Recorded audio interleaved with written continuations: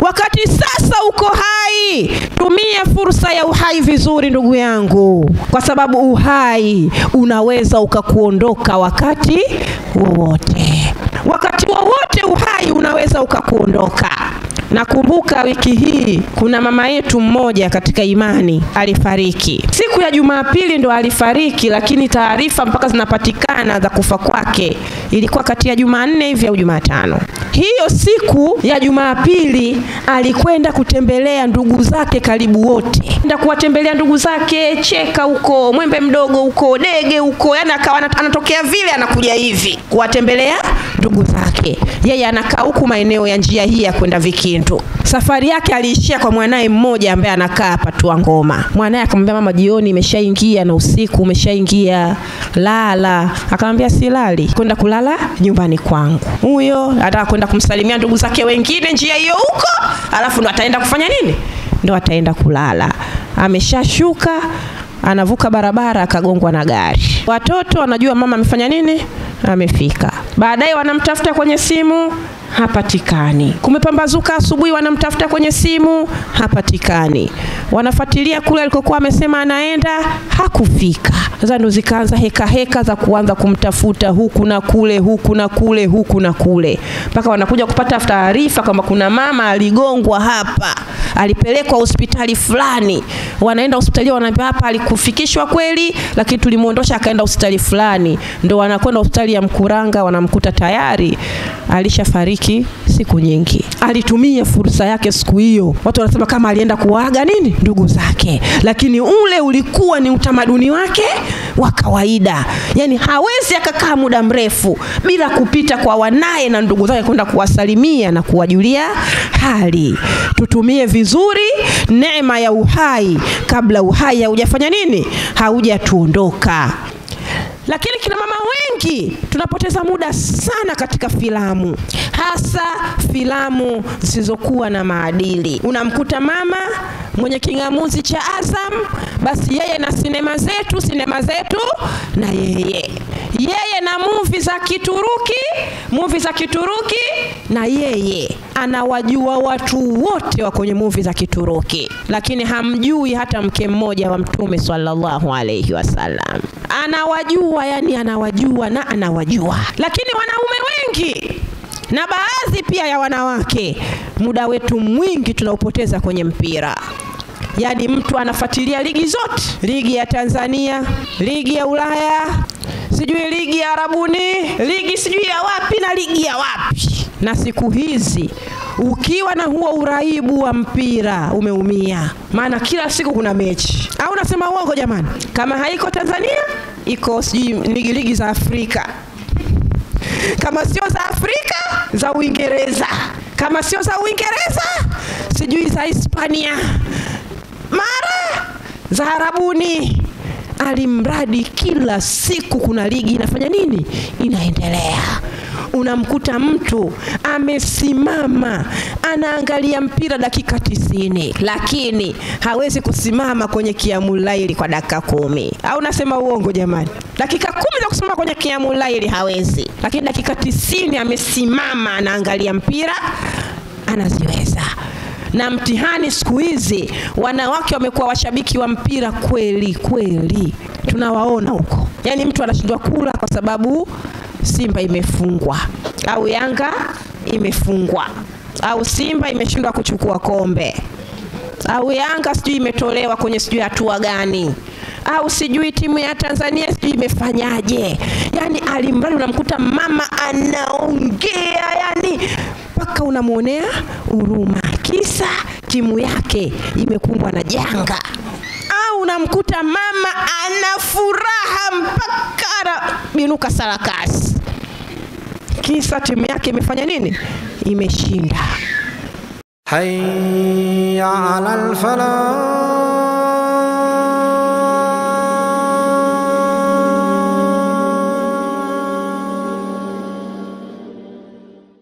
Mada ambayo mimi nimepewa nizungumze na nyinyi ni kuhusiana na umuhimu wa kuchunga wakati. Umuhimu wa kuchunga wakati.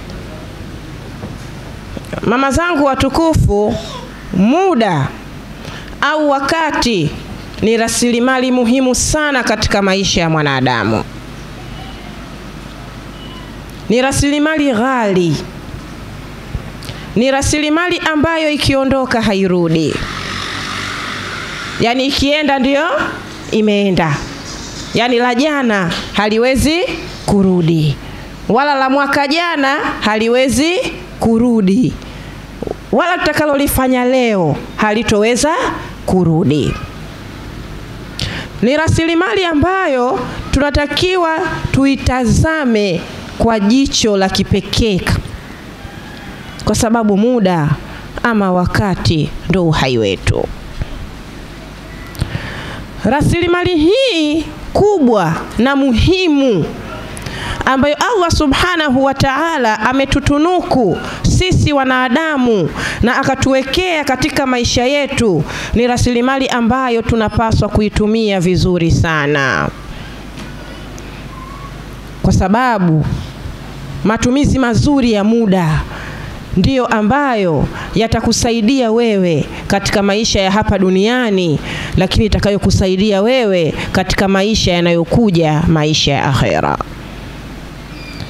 Matumizi mazuri ya rasilimali hii yatakupa wewe manufaa hapa duniani, lakini pia yatakupa wewe manufaa makubwa zaidi kesho akhera.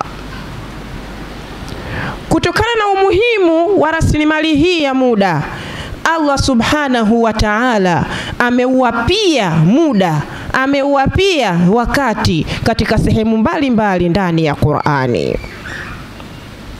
Katika suratul Fajr aya ya kwanza, Mwenyezi Mungu subhanahu wa ta'ala anasema wal fajr walayalin ashr. Anaapa kwa alfajiri na kwa masiku 10. Masiku 10 yapi?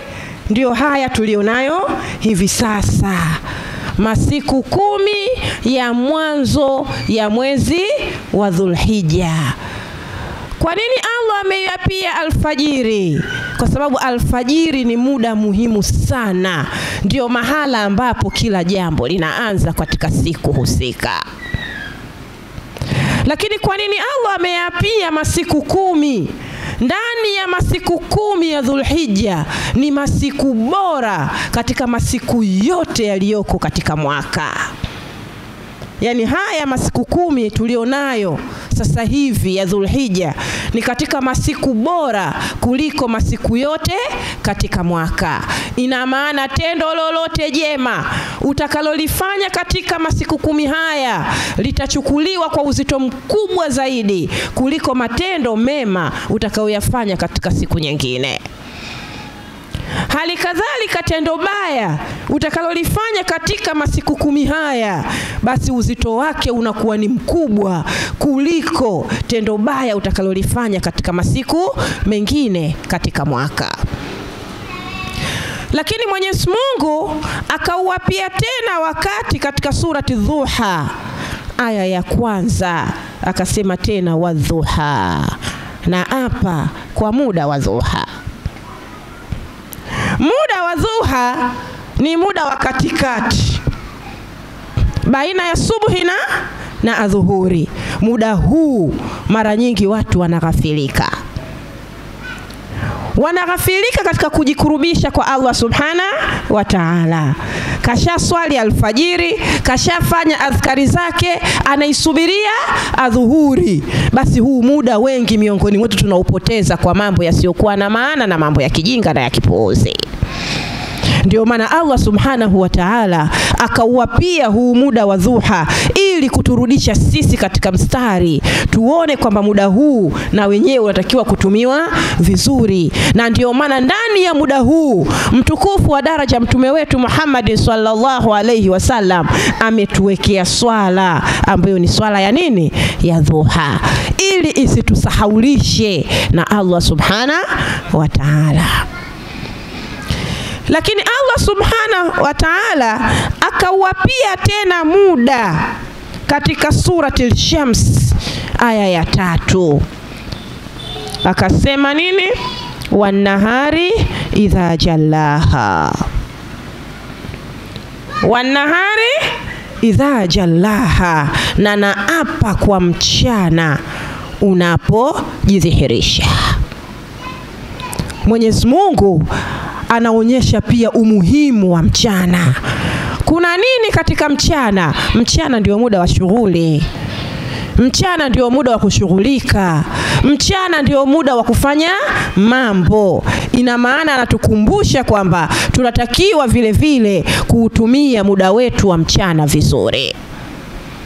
Lakini Allah subhanahu wa ta'ala akauzungumzia tena wakati na kuwapia katika sura hiyo hiyo Shams aya ya 4 pale aliposema walaili idha yakhshaha, na naapa kwa usiku unapolifunika. Ukitazama viapo hivi vikubwa 4 alivyoviapia Allah subhanahu wa ta'ala ndani ya Qur'ani, kila kiapo kimeuangalia muda na kimeutazama muda katika muda maalum ambao upo katika siku. Katika surati al-Fajr ameuzungumzia muda wa alfajiri. Huu ndio muda ambao yanaanza mambo yote ya asubuhi. Ukitaka kuiharibu siku yako, unaiharibu kuanzia asubuhi. Na ukitaka kuitengeneza siku yako, basi unaitengeneza kuanzia nini? Kuanzia asubuhi. Na ndio maana katika muda huu wa alfajiri Mwenyezi Mungu akatuwekea swala ya alfajiri, ili swala hii ikusogeze na kukukaribisha mbele ya Allah subhanahu wa ta'ala. Lakini baada ya alfajiri Mwenyezi Mungu akaiapia dhuha, muda uliosogea 3, 4 mpaka saa 5, kabla haujaingia muda wa mchana. Muda ambao ni muda ambao mara nyingi watu huwa wanaghafilika nao. Lakini Allah akauapia mchana ambao ni muda wa shughuli. Lakini baina ya mchana na usiku Allah akauapia muda wa alasiri. Wal asri innal insana lafi khusr illa alladhina amanu wa amilu salihati watawasaw bil haqq watawasaw bis sabr. Mwenyezi Mungu akauapia muda wa alasiri, muda ambao vile vile mara nyingi sisi tunaghafilika nao. Akatuambia wal asri, na apa kwa muda wa alasiri, innal insana lafi khusri, hakika mwanadamu yupo katika hasara, kwamba ameghafilika kabisa. Illa alladhina amanu, isipokuwa wale walioamini, waamilu swalihat, na wakatenda matendo yaliyokuwa mema, watawasau bil haq watawasau bis sabri, wakahusiana kufanya mambo ya haki na wakahusiana kusubiri. Ina maana asiyekuwa na hasara ni yule ambaye atamwamini Mwenyezi Mungu, atafanya matendo yaliyokuwa mema, na akahusia wenzie katika kutenda haki, na akahusia wenzie katika kusubiri, na yeye akawa miongoni mwa wenye kutenda haki na wenye kusubiri. Lakini Mwenyezi Mungu akauapia na muda wa usiku. Huu ni muda wa kupumzika. Umeshashughulika kuanzia asubuhi, ukashughulika katika muda wa dhuha, ukashughulika katika muda wa mchana, ukashughulika katika muda wa alasiri. Sasa mwili umechoka, unahitaji kupumzika. Kwa Mwenyezi Mungu akauapia muda wa usiku ambao ni muda wa kupumzika. Kwa hiyo muda, ndugu zangu, ni rasilimali ghali. Muda ni rasilimali muhimu. Ndio maana Allah subhanahu wa ta'ala akauapia muda, kutokana na uzito wake, kutokana na rasilimali yake hii ilivyokuwa muhimu sana kwetu na ilivyokuwa ghali kupita kiasi. Lakini tukiacha viapo mbalimbali vya Allah subhanahu wa ta'ala vinavyoonyesha umuhimu wa wakati, mtukufu wa daraja mtume wetu Muhammad sallallahu alaihi wasallam katika sunna vile vile ametuonyesha umuhimu wa wakati. Katika mafundisho ya mtume wetu Muhammad sallallahu alaihi wasallam ametuonyesha umuhimu wa wakati kwa kutuonyesha fursa ya mambo matano. Kwa kutuonyesha fursa ya mambo matano, akatuambia chukua fursa ya mambo matano kabla ya mambo matano. Yashughulikie mambo matano kabla hajatokea mambo mengine matano. Mambo gani hayo matano? Ujana wako kabla ya uzee wako. Yaani ushughulikie ujana vizuri kabla uzee haujakukuta. Kwa nini ujana kabla ya uzee? Ukiwa kijana una nguvu, ukiwa kijana una akili iliyo safi, ukiwa kijana unaweza kushughulika, ukifanya ibada ukiwa kijana unaifanya kwa uzuri. Tuwaangalieni jamani wazee, anatamani kuswali akiwa amesimama lakini hawezi tena. Anatamani kutembea akaenda hapa na pale lakini miguu inafanya nini? Inamkatalia. Anatamani na yeye kushughulika lakini shughuli haziwezi tena. Hata wazee wanaokwenda kwenye ibada ya hija wanafanya ibada kwa mateso sana, kwa sababu anahitaji msaada kutoka kwa mtu mwingine. Lakini anapokwenda katika ibada hii akiwa kijana, basi anaifanya ibada kwa uzuri. Lakini mtume akaendelea kusema, afya yako kabla ya maradhi yako. Wakati ukiwa na afya, uitumie vizuri fursa na neema ya afya kabla hayajakukuta maradhi. Yakikukuta maradhi, ibada inafanyika kwa ugumu sana, na mambo mengine ya kidunia vile vile yanafanyika kwa ugumu sana. Unatamani kufanya jambo lakini huwezi. Unaumwa, unataka kuswali ukiwa umesimama lakini unalazimika kuswali ukiwa umekaa, au kuswali ukiwa umelala. Ile ladha ya swala inapotea na inapungua. Kwa wakati tuna neema ya afya, mtume sallallahu alaihi wasallam anatuhimiza kuitumia vizuri neema ya afya kabla neema hiyo haijaondoka. 3, utajiri wako kabla ya umaskini wako. Wakati Allah amekupa neema ya kuwa na kitu, wakati Allah amekupa neema ya kuwa na mali, basi mali hiyo uitumie vizuri katika kumcha Allah subhana wa ta'ala, katika kutoa sadaka, katika kutoa zaka, katika kufanya matendo yaliyokuwa mazuri, ili utakapofikia mahala Allah amekupa mtihani wa umasikini, basi neema huo umesha itumia vizuri. Lakini la 4, wakati wako wa kuwa huru kabla ya kuwa na shughuli. Wakati wako wa kuwa huru kabla ya wakati wa kushughulishwa. Yaani ule muda ambao wewe una muda wa kufanya mambo, basi muda huo utumie vizuri.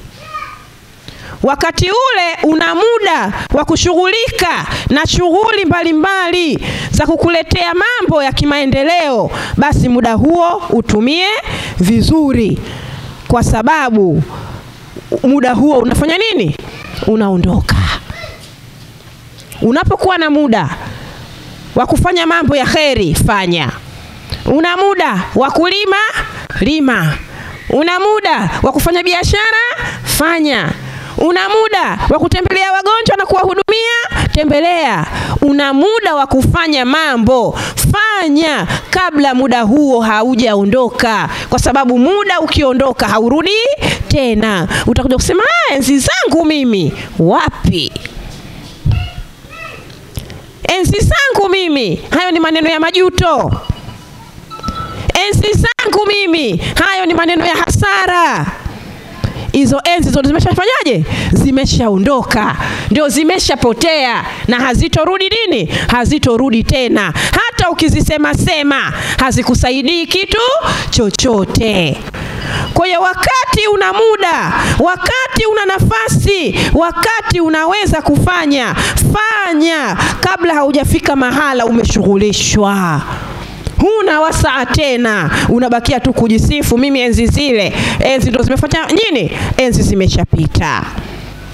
Lakini uhai wako au maisha yako kabla ya umauti wako. Uhai wako kabla ya umauti wako. Wakati sasa uko hai, tumia fursa ya uhai vizuri ndugu yangu. Kwa sababu uhai unaweza ukakuondoka wakati wowote.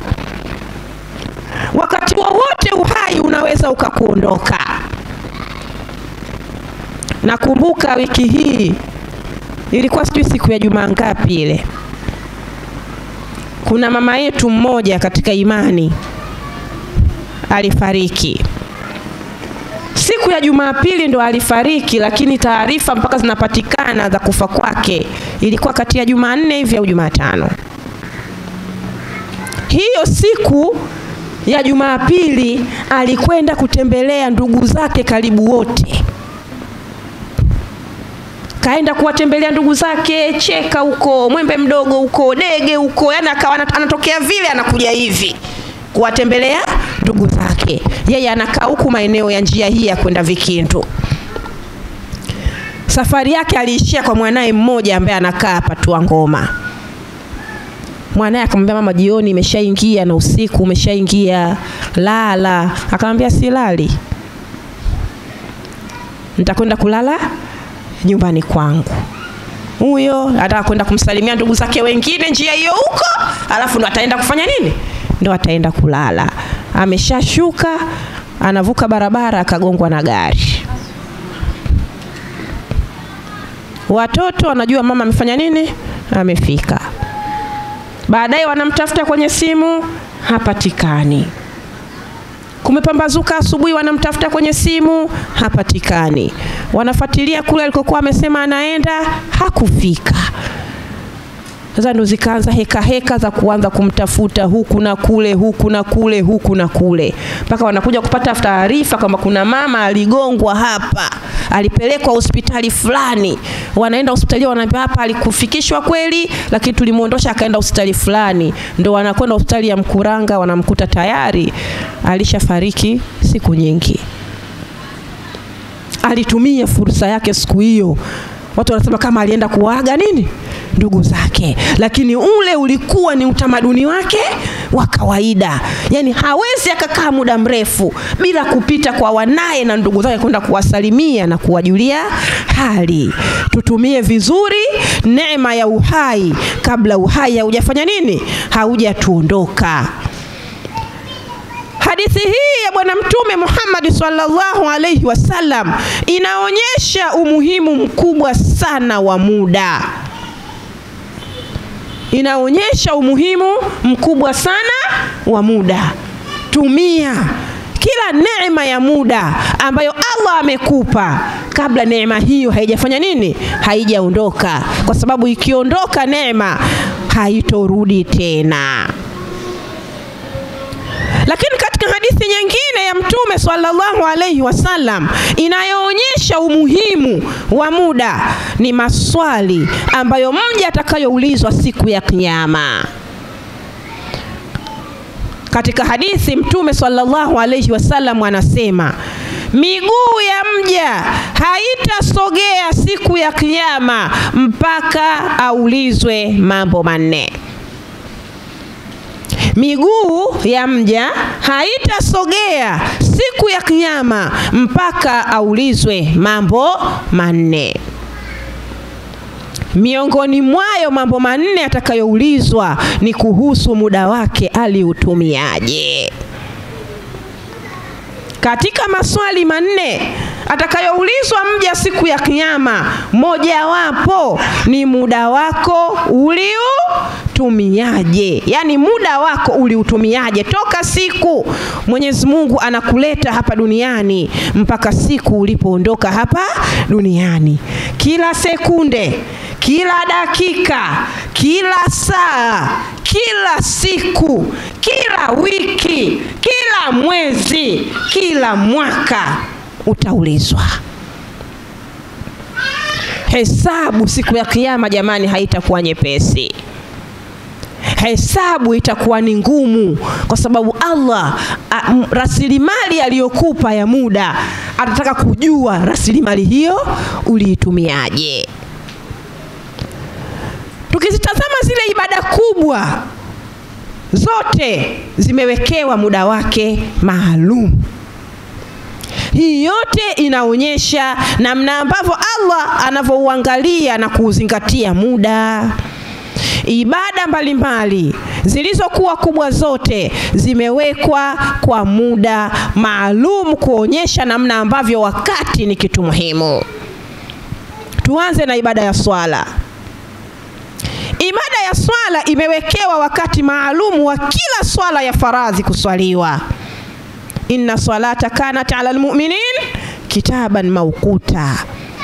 Hakika ya swala kwa waumini ni ibada iliyowekewa muda maalum. Alfajiri ina muda wake, adhuhuri ina muda wake, alasiri ina muda wake, magharibi ina muda wake, na isha ina muda wake. Ukiswali alfajiri muda wa adhuhuri hauna kitu. Ukiswali adhuhuri muda wa alasiri hamna kitu, kwa sababu wakati, muda ni katika sharti miongoni mwa masharti ya swala. Lakini ukiacha swala za faradhi, hata hizo swala za sunna zimewekewa muda wake. Huwezi kujiamulia tu ukaswali swala ya sunna kwa muda unaojisikia wewe mwenyewe. Kablia imekuwa kabla ya swala ya faradhi. Baadia imewekwa baada ya swala ya faradhi. Dhuha imewekewa muda wake wa nini? Wa dhuha. Witri imewekewa muda wake ni baada ya isha na kabla ya nini? Ya subuhi. Tahajjudi na yenyewe imewekewa muda wake. Tarawehe na yenyewe imewekewa muda wake. Kila swala iwe ya faradhi ama ya sunna, Mwenyezi Mungu na mtume wake wameziweka katika muda maalum, kuonyesha kwamba muda ni kitu ghali. Lakini ukija kwenye ibada ya zaka, ibada ya zaka na yenyewe imewekewa muda wake maalum. Zaka ya mali imewekwa ni mpaka upindukie mwaka. Ina maana kwamba inatolewa kwa mwaka mara moja mpaka mwaka upindukie. Lakini zaka hii kwa mkulima ni wakati wa mavuno. Kwa muda wake maalum wa mkulima kutoa zaka ni baada ya kufanya nini? Baada ya kuvuna, sio muda wowote. Lakini ukija kwa mfugaji, naye amewekewa muda wake maalum.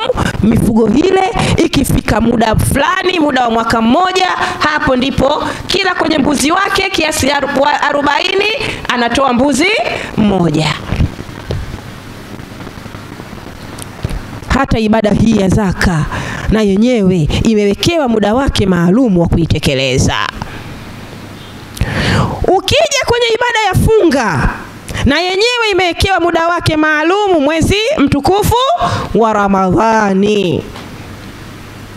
Kwa huwezi kusema mimi ninafunga Ramadhani mwezi wa Dhulhijja. Huwezi kusema mimi ninafunga Ramadhani mwezi wa Dhulqada.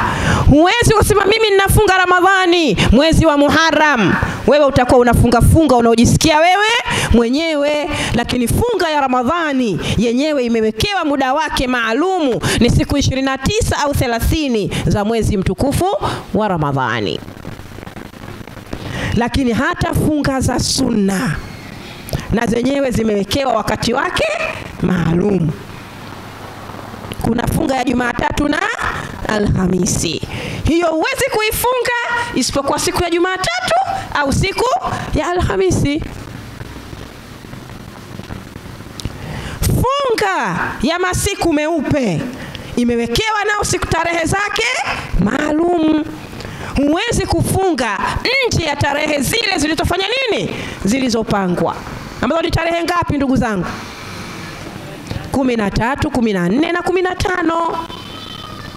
Wewe usema mimi ninafunga masiku meupe tarehe 10. Hiyo itakuwa siku nyeusi, sio nyeupe. Kwa sababu siku nyeupe tulizoelekezwa na Mtume sallallahu alayhi wasallam ni 13, 14 na 15, ambako mwezi unakuwa ni full moon, unang'aa kabisa.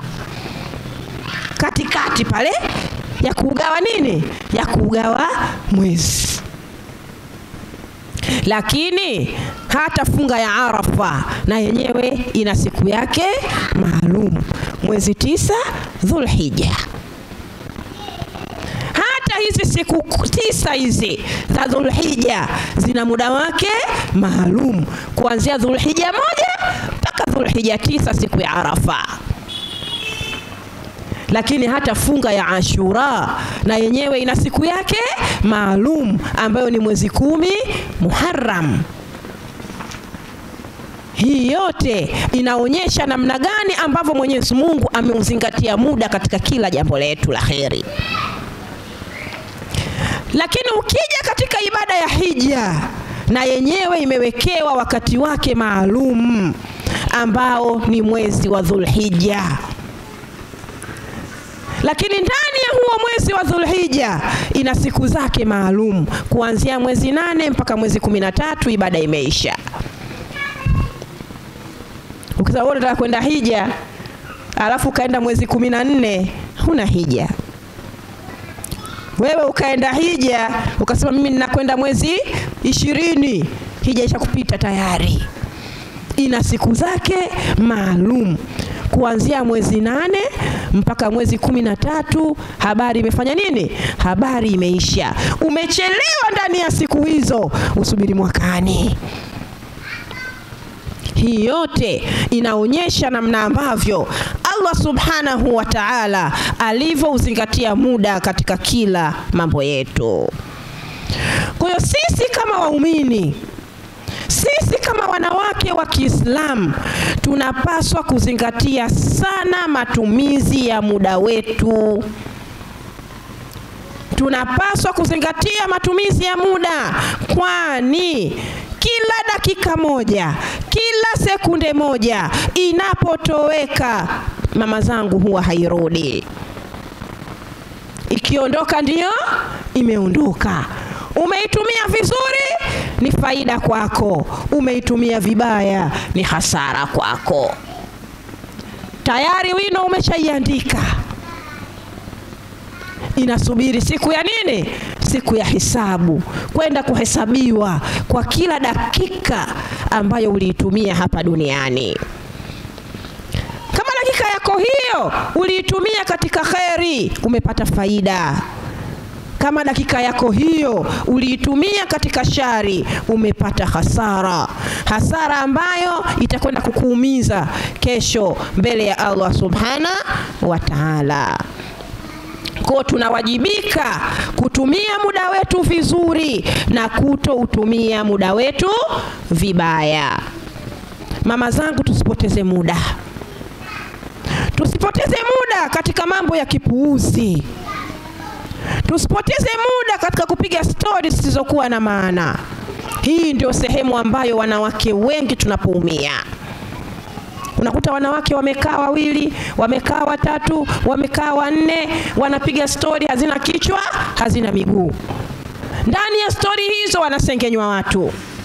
Ndani ya story hizo wanasemwa watu. Ndani ya story hizo tunazungumza mambo ambayo hayatuhusu. Tunatumia muda katika namna ambayo itakwenda kutuumiza kesho mbele ya Allah subhanahu wa ta'ala. Lakini kina mama wengi tunapoteza muda sana katika filamu, hasa filamu zisizokuwa na maadili. Unamkuta mama mwenye kingamuzi cha Azam, basi yeye na sinema zetu na yeye na movie za Kituruki na yeye. anawajua watu wote wa kwenye movie za Kituruki, lakini hamjui hata mke mmoja wa Mtume sallallahu alayhi wasallam. Anawajua, yani anawajua na anawajua. Lakini wanaume wengi na baadhi pia ya wanawake, muda wetu mwingi tunaupoteza kwenye mpira. Yani mtu anafuatilia ligi zote, ligi ya Tanzania, ligi ya Ulaya, sijui ligi ya Arabuni, ligi sijui ya wapi na ligi ya wapi. Na siku hizi ukiwa na huo uraibu wa mpira umeumia, maana kila siku kuna mechi. Au nasema uongo jamani? Kama haiko Tanzania, iko sijui ligi za Afrika, kama sio za Afrika, za Uingereza, kama sio za Uingereza, sijui za Hispania, mara za Arabuni. Alimradi kila siku kuna ligi inafanya nini? Inaendelea. Unamkuta mtu amesimama anaangalia mpira dakika 90, lakini hawezi kusimama kwenye Qiyamul Laili kwa dakika 10. Au nasema uongo jamani? Dakika 10 za kusimama kwenye Qiyamul Laili hawezi, lakini dakika 90 amesimama anaangalia mpira anaziweza. Na mtihani siku hizi, wanawake wamekuwa washabiki wa mpira kweli kweli. Tunawaona huko. Yani mtu anashindwa kula kwa sababu Simba imefungwa, au Yanga imefungwa, au Simba imeshindwa kuchukua kombe, au Yanga sijui imetolewa kwenye sijui hatua gani, au sijui timu ya Tanzania sijui imefanyaje. Yani alimradi unamkuta mama anaongea, yani mpaka unamuonea huruma, kisa timu yake imekumbwa na janga. Au unamkuta mama ana furaha mpaka binuka sarakasi, kisa timu yake imefanya nini? Imeshinda. Yote hii ni mitihani ambayo ina mchango mkubwa mno katika kutupotezea muda. Badala sasa ya kuutumia muda vibaya katika mambo ya kipuuzi, tuutumie muda katika mambo ya kheri. Tujipangie ratiba maalum ya kufanya mambo yetu. Usipokuwa na ratiba maalum, lazima upoteze muda. Kwa hiyo wewe kama mwanamke wa Kiislamu, wewe kama mama wa Kiislamu, jipange vizuri, jiwekee ratiba ya kuweza kufanya mambo ya khairati. Jipangie ratiba yako kwa siku, utasoma Qur'ani saa ngapi? Ukiwa na utamaduni wa kujiwekea kwamba kila siku utasoma juzuu moja ya Qur'ani, basi unajua kila siku utakuwa una angalau nusu saa, dakika 45 mpaka lisaa la kusoma kitabu cha Mwenyezi Mungu. Kwa katika masaa yako 24 utakuwa umelipata lisaa moja la kufanya ibada ya kusoma Qur'ani. Lakini jiwekee masaa ya kufanya adhkari, angalau basi kwa siku usikose japo nusu saa ya kumdhukuru Allah subhana wa ta'ala. Lakini jiwekee muda wa kuswali swala za faradhi na swala za sunna. Swala za faradhi zisikupite, lakini sunna za kablia na baadia zisikupite. Sunna ya dhuha isikupite, sunna ya witri isikupite, na japo rakaa 2 za Qiyamul Laili. Jitahidi kila siku usikose japo muda kidogo wa kuisoma dini yako. Unaweza nenda darasa, huwezi pale pale nyumbani, tafuta japo kitabu soma.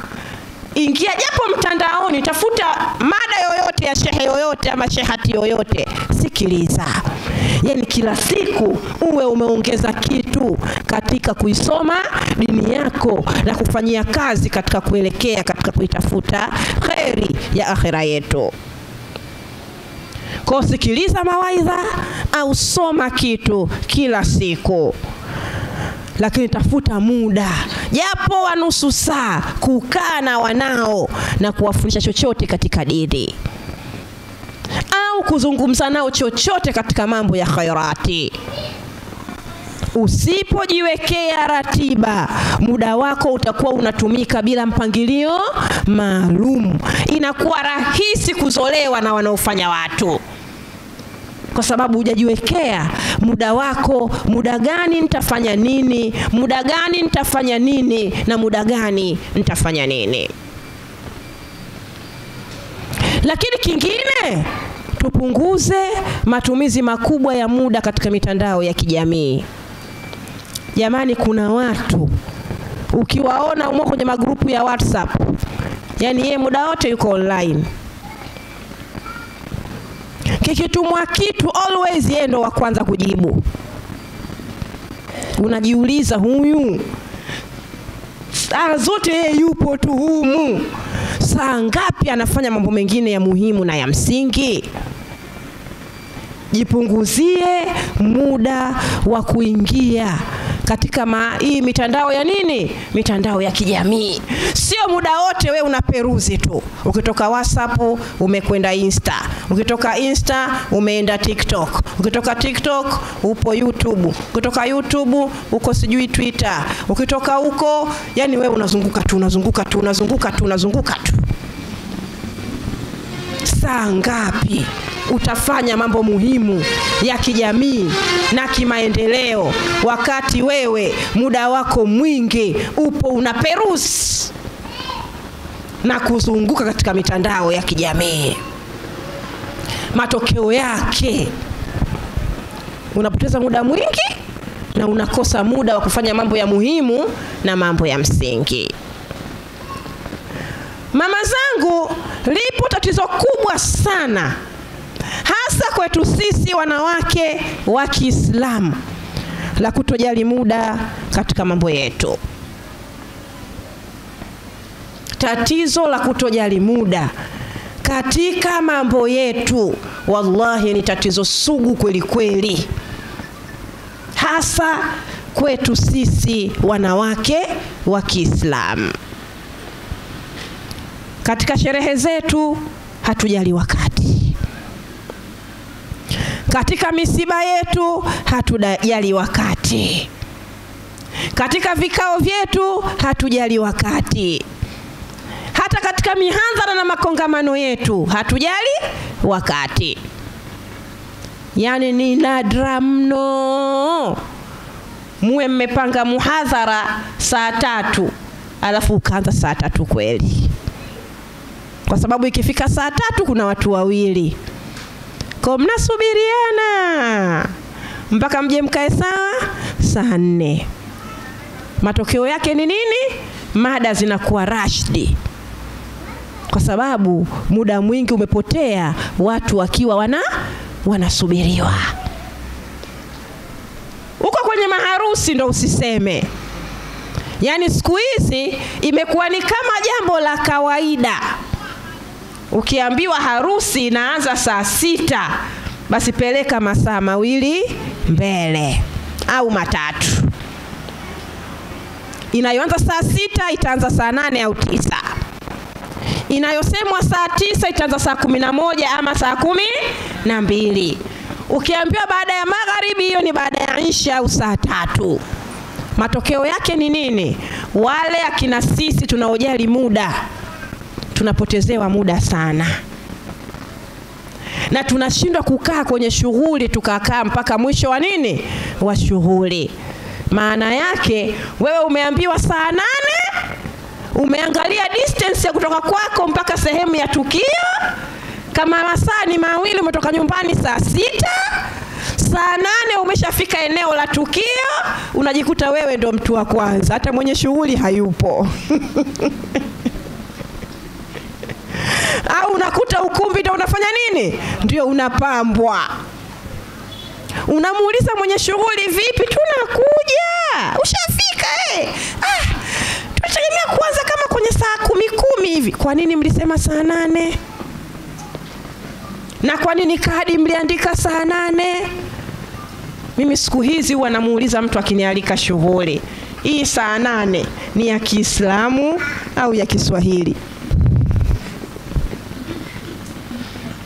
Ili nijue kama ni ya Kiislamu, maana saa 8 niwe eneo la tukio. Kama ni ya Kiswahili, niambie Uswahili wenu unachukua masaa mangapi? Kama ni mawili, nije saa 10. Kama ni matatu, nije saa 11, ili nisipotezewe muda. Sababu mimi naonaga muda haufanyi nini? Haunitoshi. Sasa ukiniweka sehemu, ukanichukulia masaa yangu mawili bila jambo la msingi, unakuwa umenidhulumu kiasi kikubwa kweli. Bora ungeniambia ukweli, ili huo muda nikautumia kufanya jambo jingine. Alafu nikaja kwako katika ule muda ninaotakiwa nifanye nini? Ninaotakiwa nifike. Hili ni tatizo sugu ndugu zangu, tujirekebishe. Kwa mfano sisi nyumbani kwetu tuna utamaduni wa kuchunga wakati. Kuna watu wanafika shughuli imeisha, anafikia kuja kula nini? Ubwabwa. Na wako ambao na ubwabwa wenyewe pia wanaukosa. Wanakuta tunaosha masufuria. Ndio mtu anafanya nini? Anaingia. Anasema kumbe ilikuwa saa 3 kweli. Anambia kwani kuna ulifikiri saa 3 uongo? Sisi tukisema tunaanza shughuli saa 3 tunamaanisha. Kwa sababu sisi shughuli zetu kwa tunafanya siku hii.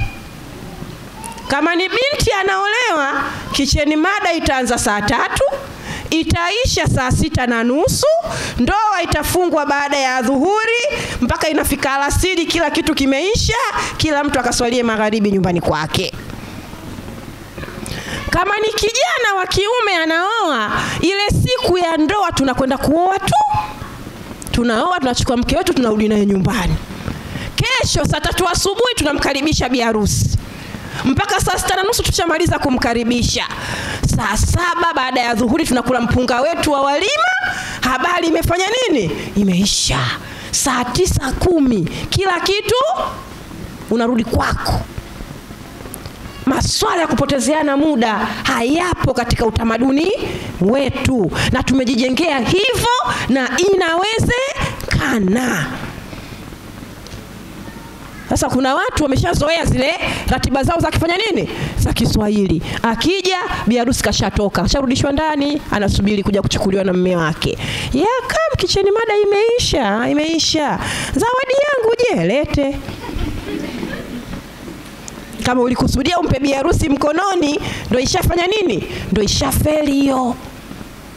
Na mpaka watu wameshazoea kwamba shughuli za kwetu ni asubuhi ya wanawake, tunamaliza na wanaume mchana, magharibi unaenda kuswalia kwako. Kama unakaa karibu hata alasiri unaenda kuswalia kwako.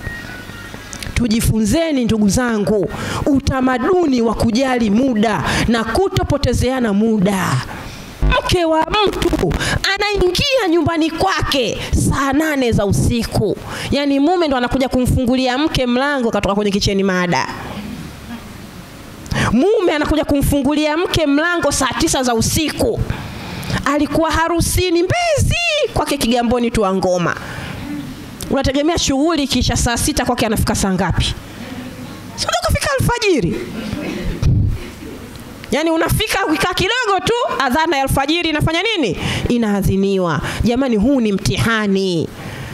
Sisi ni Waislamu. Tunatakiwa tujali ule Uislamu wetu. Aliyekwambia shughuli ikifanyika usiku ndio inanoga nani? Tunakiuka maadili. Kumweka mke wa mtu usiku kiukweli ni kumdhulumu mume wake. Na kuwadhulumu watoto kupata kukaa kulelewa na nani? Na mama yao. Mambo yafanyike mchana, yaishe mchana. Usiku ni muda wa kufanya nini? Wa kupumzika. Hata Allah mwenyewe amefanya nini? Ameuapia muda wa usiku kwamba ni muda ambao umefunikwa na giza, ili watu wafanye nini? Ili watu wapumzike. Kwa na wahusieni ndugu zangu, kama ninavyoihusia nafsi yangu, tujitahidi kutumia wakati wetu vizuri. Na tunapopanga ratiba zetu tuwe realistic. tusiwe tunachokisema sicho tunachokimaanisha. Wa ina huna yakfi an yufikakum ala kulli khair, ana wa antum bi khair. Wassalamu alaykum wa rahmatullahi wa barakatuh. hayya ala al falah.